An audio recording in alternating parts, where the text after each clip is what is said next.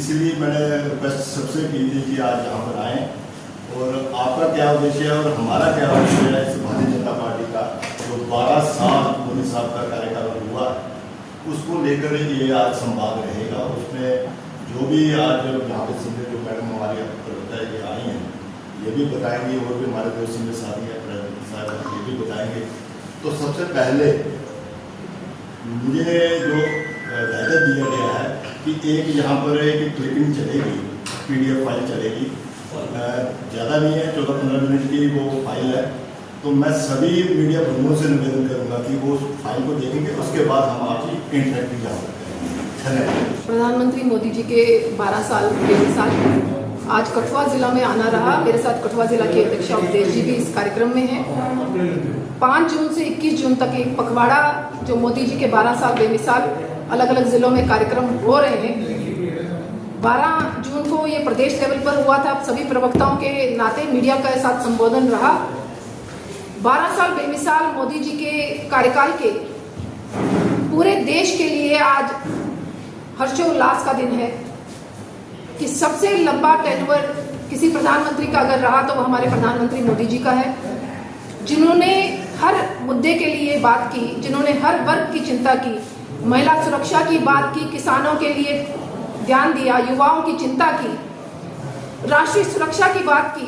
कहीं ना कहीं प्रधानमंत्री मोदी जी ने पूरे देश को आगे ले जाने का काम किया। आज इंटरनेशनल लेवल पर भी भारत जो है नंबर 1 पर है और प्रधानमंत्री मोदी जी की तारीफ पूरे इंटरनेशनल लेवल पर सब लोग कर रहे हैं। खासतौर से जम्मू कश्मीर की बात करूं, किसी में भी हिम्मत नहीं थी कि धारा 370 को हटाने का काम करे, तो प्रधानमंत्री मोदी जी ने डिसीजन लेकर जम्मू कश्मीर की जनता की चिंता करते हुए धारा 370 को खत्म किया।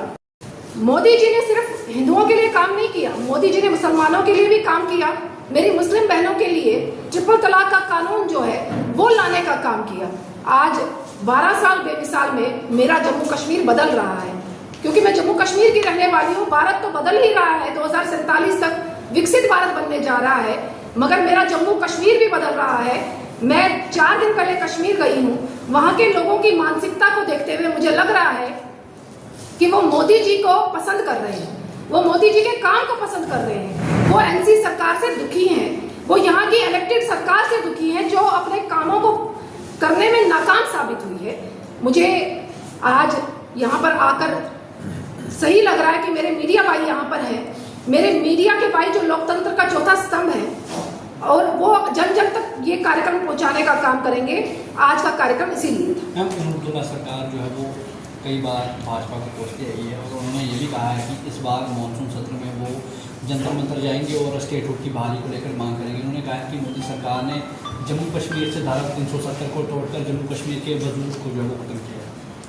देखिए, उमर सरकार पिछले 1.25 साल से सरकार में है और अपने मैनिफेस्टो का एक भी पॉइंट वो नहीं दे पा रही, इम्प्लीमेंट नहीं करवा पा रही। जब उनसे हम सवाल करते हैं कि जो आपने वादे किए थे वो पूरे क्यों नहीं हुए, तो वो एक ही रोना रोते हैं कि स्टेटहुड नहीं है। तो क्या स्टेटहुड के बगैर काम नहीं कर पाएंगे? जो यूटीज हैं, क्या वहाँ के CM काम नहीं करते? और जब यहाँ स्टेटहुड थी तो यहाँ क्या हो रहा था आपके सामने? तब आतंकवाद, अलगाववाद, लोग पत्थर पकड़कर लोगों पर फेंक रहे थे स्टेटहुड में।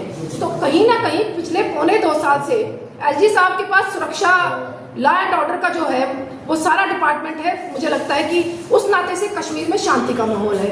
वो बीजेपी पर कटाक्ष इसलिए कर रहे हैं क्योंकि उनको पता है कि मोदी जी का जय जयकार पूरे देश में नहीं, इंटरनेशनल लेवल पर हो रहा है। आज मुख्यमंत्री जी ध्यान डाइवर्ट करने के लिए, ताकि लोग सवाल उनसे ना करें, इसीलिए वो जंतर मंतर पर जाने की तैयारी कर रहे हैं। पूछिए, आप अभी 4 दिन पहले प्रधानमंत्री मोदी जी से मिलकर आए हैं। प्रधानमंत्री मोदी जी से मिलने के बाद भी आपने स्टेटहुड की बात क्यों नहीं की? और अगर स्टेटहुड मिलने के बाद सारी चीजें होनी है तो आप अपने बेनिफिट्स कैसे ले रहे हैं? गाड़ियां आपने नहीं निकलवाई, सैलरी आपने बढ़वा दी, आप अपना प्रोटोकॉल एंजॉय कर रहे हैं, तो क्या कहीं पे कमी आ रही है कोई? तो लोगों के काम करने में स्टेटहुड क्यों आड़े आ रहा है? अगर आपकी मंशा काम करने की होती तो मुझे लगता है स्टेटहुड आड़े नहीं आता। तो ये ध्यान भटकाने का कारण है जंतर मंतर पर जाना, जबकि स्टेटहुड जब भी मिलेगा, गृह मंत्रालय यहाँ पर जब सिचुएशन नॉर्मल देखेंगे, क्योंकि ये आपके मेरे कहने से सिचुएशन नॉर्मल नहीं होती है, एजेंसीज की रिपोर्ट होती है। कहीं ना कहीं कश्मीर में जो स्लीपर सेल हैं, जो कहीं ना कहीं मदद करते हैं आतंकवादियों की, वो कहीं ना जब पूरा शिकंजा उन पर कसा जाएगा तो मुझे लगता है स्टेटहुड हमें मिलेगा। मैं वही बात कर रही हूँ कि सरकार अपने काम से भाग रही है। सरकार, ये सफाई किसके अंडर आती है? म्युनिसिपैलिटी किसके पास है? सरकार के पास है ना, एनसी की सरकार है। तो ये सवाल हमें एनसी से करना चाहिए। जब उनके यहाँ पर कोई कश्मीर में कोई कार्यक्रम होता है तो उनको अपनी सफाई व्यवस्था, आप जाइए कश्मीर, देखिए कितनी साफ सफाई की व्यवस्था है। वो जानबूझकर जम्मू में ऐसी सिचुएशन क्रिएट कर रहे हैं कि बीजेपी को लोग गालियां निकाले, बीजेपी के अगेंस्ट लोग बोले कि बीजेपी काम नहीं कर रही, मगर लोगों को समझना पड़ेगा कि सरकार किसके अंडर है। अमरनाथ यात्रा जो शुरू होने वाली है, मुख्यमंत्री जी का क्या दायित्व बनता था? क्या उनको सफाई कर्मचारियों की बात सुननी नहीं चाहिए थी? उनमें से कितनी डिमांड्स पूरी करनी की नहीं करनी वो मुख्यमंत्री जी डिसाइड करें, मगर कंसर्निंग डिपार्टमेंट को हिदायत देकर उनको बोलना चाहिए कि जल्द से जल्द इनकी सुनवाई हो, ताकि अमरनाथ यात्रियों को एक अच्छी छवि जम्मू की दिखे। मैं अभी 2 दिन पहले इसी कूड़े को देखते हुए मैंने अपनी पर्सनल एक वीडियो डाली है कि जगह जगह कूड़ा करकट है और उसमें हमारे नागरिक कूड़ा अपने घर का बाहर फेंकते हैं।